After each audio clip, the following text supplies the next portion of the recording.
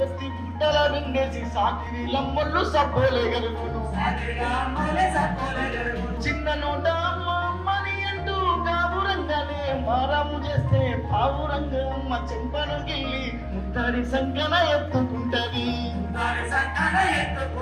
ముచ్చమా మెరిసే రత్నమా నా బంగారు కొండని అంటది ముచ్చమా మెరిసే రత్నమా నా బంగారు కొండని అంటది పడుకున్నా లేచి కూర్చున్నా రామ బంకల కాపలగుంటది చందమామను చూపి కూర ముద్దలు పెట్టి చోళపాడి అమ్మ పడుకోబెడుతుంది అమ్మా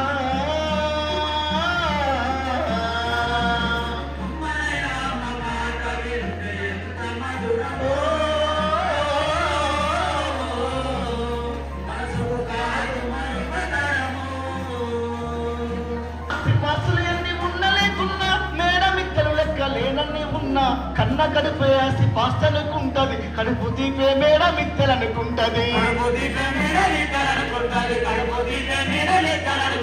చెరమొచ్చి ఒళ్ళు కాలితే అమ్మ గుండె నిండా బాధ ఉంటది ఓ దేవుడా నా కొడుకును కాపాడమని వేడుకుంటది